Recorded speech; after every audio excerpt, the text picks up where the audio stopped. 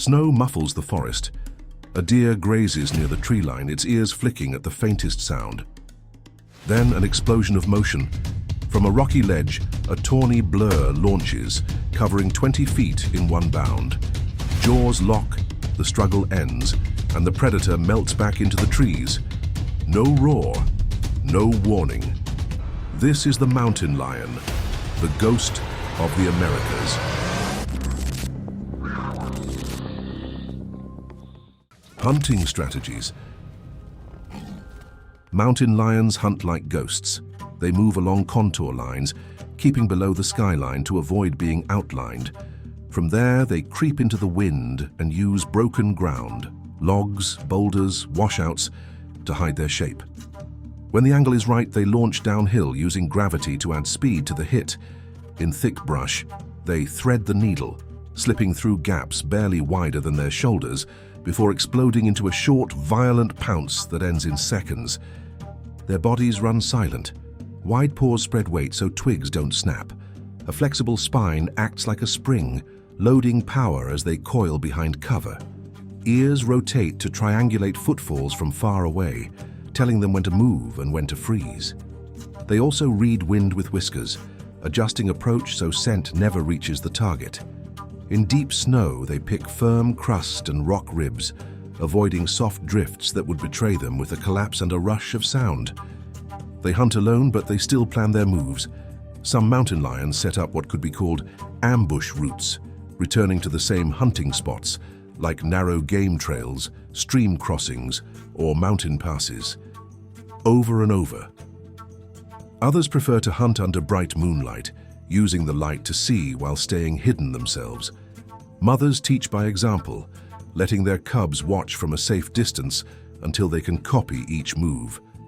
With time, each cat memorizes its own network of paths, escape routes, and favorite hunting spots. Physical strengths. A mountain lion's sprint lasts seconds, but those seconds are lethal. They can hit 40 to 50 miles per hour in a downhill burst, then stop almost instantly with a tail-driven counterbalance. Their spine flexes like a bow, storing energy between strides. In cluttered timber, they twist mid-leap, thread through saplings, and land square. That agility turns steep slopes into launch pads, where other predators stumble or slow down. Power lives in the hindquarters. They can jump straight up 18 feet, or launch forward over 40 feet with a single strike. Their forelimbs lock like grapples, pulling prey off balance. The bite isn't the biggest in the cat world, but it's targeted around 400 psi, focused at the skull base or spine. One correctly placed bite ends movement fast, limiting risk of injury. They are not marathon runners, but they do endure. A lion may shadow a herd for hours, moving ridge to save energy while keeping eyes on the target. Their muscles favor explosive fibers, yet hold enough slow-twitch endurance to climb, wait, and reposition repeatedly. In thin air above 10,000 feet, their lung capacity and efficient stride keep oxygen flowing. It's patient stamina, quiet, controlled, and ready to become violent in an instant. Social structure. Mountain lions live alone. That solitude lowers conflict and leaves more food for each hunter. Even so, their paths cross. A male's range can overlap several females, and mothers share space with nearly grown offspring for a time. When a young lion disperses, it may travel for months, crossing ranges and rivers to find a gap. Those rare encounters are brief. A stare, a circle, and then one cat slips away without a fight. No fixed ranks, but there is order. Territory is status, and the best ground goes to the strongest or the most experienced. These cats inherit nothing. They earn every ridge. A prime range offers water, cover, and many travel corridors for prey. Subprime ground may be rocky, open, or cut by roads. Young males often get pushed to edges where food is thin and risks are high. When strength changes, maps change. Boundaries redraw without ceremony. They write with scent. Scrapes, small piles of pine needles or soil raked by hind feet, carry urine and gland scents that say occupied, ready, or keep moving. Claw marks on saplings add a visual warning. Their voices are rare tools used for special messages. A deep growl at close range to avoid a costly fight, chirps between mother and cub to stay hidden, and that piercing human-like scream from a female in heat that can roll down a canyon at night. Habitat and range. The mountain lion is the wide traveler of the Americas, from Yukon spruce forests to Patagonian steppe. It avoids only true tundra and the most open, prey-poor deserts. This spread is not new. Fossils show a long history across both continents. What changes is density. In rugged places with few people, lions can be common. In suburban edges, a single cat may be the only ghost moving between highways and hills for miles. They choose edge country, where cover meets openings. In deserts, they hug rock spines, navigating shade and shadow to stay cool and hidden. In forests, they use blowdowns, thickets, and game trails to move fast without noise. In the high Andes, they bed on wind-scoured benches and hunt along cliff bands where a single misstep is a fall, not a stumble. Wherever they live, they need three things: prey, cover, and routes that let them move unseen. Territories are drawn by prey and shaped by terrain. In rich valleys, a female's range might be near 30 square miles. In sparse mountains, a male may patrol over 125 square miles. Boundaries follow ridgelines, rivers, and canyon mouths, natural lines that funnel both prey and rivals. Scent posts sit at crossroads, a boulder at a saddle, a cottonwood by a ford, a lone snag on a bench. Some cats roar to rule. The mountain lion rules by vanishing. It stalks daylight, but loves the gray hours, dawn, dusk, moonlit nights, when shadows run long and sound carries oddly. A single scrape on a trail says a stranger passed hours ago, but feels like a whisper at your shoulder. And still, most people living inside a lion's range will never see one. They'll just feel that tingle on the neck and keep walking. Diet and feeding habits. Mountain lions are strict meat eaters. They favor hoofed animals where available, yet they stay flexible. In coastal forests, they may switch to smaller quarry when deer numbers drop. In high country, they take what the season offers: hares in spring, young ungulates in early summer, sturdy mountain goats on cliffs when snow pins paths. This adaptability keeps them fed through droughts, deep winters, and boom-bust prey cycles that would starve a specialist. A big kill can feed a lion for days. After the first heavy meal, they rest nearby, listening for intruders. Then they return, eat again, and repeat until only bone and hide remain. In lean seasons, they hunt more often and accept more risk. They choose targets that keep injuries low. Angles from behind, hits to the head or neck, short chases. Staying unhurt is survival. A twisted wrist can mean days without food. Caching is craft. After a kill, a lion drags the carcass, sometimes more than 100 feet, to shade or cover. It pulls leaves, needles, or snow across the meat, hiding scent from the air and from circling birds that would reveal the sight. They start with organs rich in energy, then muscle, leaving the gut for last or not at all. When scavengers arrive in force, the lion doesn't fight a losing battle. It slips away and hunts again. Reproduction and life cycle. Courtship is brief but intense. A male finds a female by following scrapes and scent. He may answer her calls with low vocalizations, approaching carefully to avoid a costly clash. For a few days, they travel together, rest near each other, and mate often. Then the bond breaks cleanly. He moves on to patrol and hunt.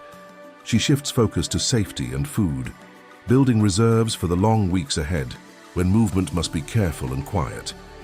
Gestation runs about 90 to 96 days. The mother picks a den that traps scent and blocks wind, under a tangle of roots, inside a rock alcove, or deep in brush. 2 to 4 cubs are born blind, spotted, and small enough to carry gently in her mouth. She keeps them hidden, leaving only to hunt. When she returns, she cleans them, nurses, and rests with one ear always cocked for the footfall that means danger. At 5 to 6 weeks, cubs start exploring. At 2 months, meat joins milk, and the family shifts dens, often to avoid leaving a scent trail. By 6 months, the cubs trail their mother at a distance, watching her approaches and learning which sounds mean freeze. Lessons are practical: where to cross a creek, how to use wind, when to quit. At 18 to 24 months, the young disperse. Daughters settle in closer, sons roaming far to write their own maps. Evolutionary history. Mountain lions sit within the puma lineage, a branch that split from other cats millions of years ago. Ancestors likely crossed from Asia into North America on the Bering land bridge, then spread south as climates shifted. Through ice ages and warm periods, they kept one rule: be adaptable. Where saber-tooth specialized and vanished, the puma body plan, medium-large frame, huge leap, stealth over roar, proved flexible enough to ride out change after change. Bones found across both continents show a wide old story. Early relatives lived beside giant ground sloths, camels, and dire wolves. Many neighbors disappeared during Pleistocene die-offs, but mountain lions persisted, reshaping ranges as new prey arrived. Skulls reveal consistent traits: strong zygomatic arches for jaw muscle, long limbs for pouncing, and teeth balanced between slicing flesh and gripping bone. The fossil trail reads like a manual for surviving upheaval without losing the core design. Few animals carry more names, and each name tracks a journey. Puma comes from Quechua, the language of the Andes, echoing south where these cats roam open steppe. Cougar likely flowed from Portuguese Chuchuarana through French cougar, riding trade routes into North America. Panther became a regional habit in the southeast, while catamount stuck in New England's hills. Mountain lion grew with explorers who saw a lion-colored cat ruling peaks instead of plains. Same animal, many histories. Role in the ecosystem. Mountain lions are apex predators, but their influence goes beyond simple hunting. In the Rocky Mountains, studies showed that when they target mule deer, the rest of the herd alters feeding routes and times, reducing overbrowsing in sensitive areas. This keeps young plants from being destroyed before they mature, protecting tree and shrub regeneration. In Patagonia, pumas prey heavily on guanacos, which in turn changes grazing patterns and allows delicate wildflowers to return to meadows that were once bare. The ripple effect of mountain lion predation is visible in areas where they've been reintroduced. In regions of South Dakota, where they returned after decades, ecologists recorded increases in beaver populations. Why? Less overgrazing meant healthier willow stands, prime building material for beaver dams. Those dams then created wetlands, which attracted waterfowl and amphibians. All of this starts with one predator, influencing the movement of herbivores. Mountain lions also act as silent recyclers.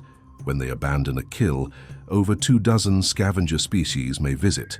Golden eagles will feed on the remains, while foxes and weasels take scraps back to dens. Even insects like carrion beetles and blowflies benefit. Over time, decomposition enriches the soil, promoting plant growth that begins the cycle again. In remote grasslands of Argentina, pumas' abandoned kills even feed endangered Andean condors, giving the scavenger a better chance of survival. Threats and conservation status. While adults have no consistent natural predators, competition and cub mortality remain significant threats. In the greater Yellowstone ecosystem, wolves often steal kills from mountain lions, forcing them to hunt more frequently. In South America, jaguars will occasionally kill a puma during disputes over territory or prey, though both species usually avoid direct conflict. Cubs are especially vulnerable to predation when left alone, and mortality rates can reach 50% in their first year. Collisions with vehicles are a growing cause of death, especially in urban fringe areas like Southern California and Colorado's Front Range. Habitat fragmentation forces them to cross highways more often, and many end up isolated on islands of habitat, surrounded by human development. Hunting also plays a role. While regulated in some states, in others, depredation permits allow landowners to kill cats they believe threaten livestock, sometimes without proof the cat was responsible.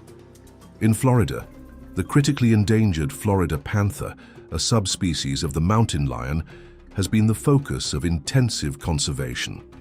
Wildlife underpasses along major highways have reduced roadkill deaths, and genetic diversity is being improved by introducing Texas cougars into the breeding pool.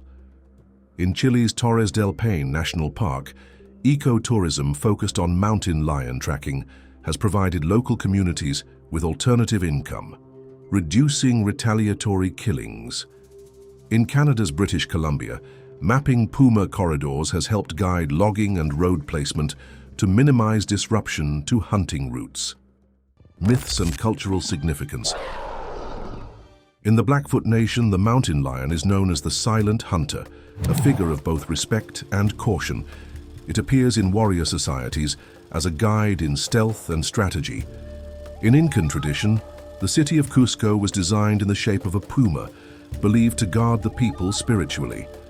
In Appalachian lore, the panther scream is said to warn travelers to head home before nightfall, blending real vocalizations with cautionary tales passed down for generations. The variety of names, puma, cougar, mountain lion, panther, catamount, reflects its vast range and cultural reach. Early Spanish explorers called it leon for its resemblance to the African lion. In colonial America, catamount was common in the Northeast, tied to stories of fierce cats leaping from trees onto unsuspecting prey. In the Everglades, the Florida panther became a state symbol, representing both survival and fragility, as fewer than 200 individuals remain in the wild. Wildlife documentaries often portray the mountain lion as elusive and nearly invisible, heightening its mystique. In films, its scream is sometimes repurposed for other predators because of its chilling tone. Sports teams and outdoor brands use its image to evoke agility, strength, and dominance. Even when misrepresented, its presence in popular culture keeps it lodged in the public's imagination, a ghost you can picture, even if you've never seen one. Unique and interesting facts. Mountain lions can survive in environments ranging from coastal swamps to arid deserts, as long as prey is available. Their purr is not just a sign of comfort, it can signal reassurance between mother and cub. They are capable swimmers and have been recorded crossing icy rivers in Canada in winter conditions. No other mammal in the Americas has a wider range. From the southern tip of Chile to the northern reaches of the Yukon, their leaps rival Olympic long jumpers, and their vertical spring would clear the height of a basketball hoop with ease. GPS tracking has shown some individuals covering up to 125 miles in just a few days when dispersing into new territory, a journey that may involve crossing multiple mountain ranges. Mountain lions display remarkable adaptability when prey is scarce. In some parts of the desert Southwest, they have been documented taking down feral hogs, which helps control an invasive species. In the Andean foothills, they may scavenge from guanaco carcasses left by hunters, showing opportunistic feeding. A rare behavior observed in Patagonia involved two unrelated adults feeding peacefully at the same kill, suggesting that under certain conditions, even this solitary predator can set aside its territorial instincts. The mountain lion is the quiet ruler of two continents, its paw prints stretching from Canadian forests to Patagonian plains. It shapes the land without ceremony, keeps herds healthy without mercy, and moves unseen except in the brief violent moments when it strikes. Yet its survival is never guaranteed, hemmed in by roads, fences, and fear. In our next journey, we trade stealth for strength. A hunter with no claws, no roar, but a grip so powerful it can stop the breath of a full-grown deer. Next time, the python. Coiled patience, muscle, and inevitability.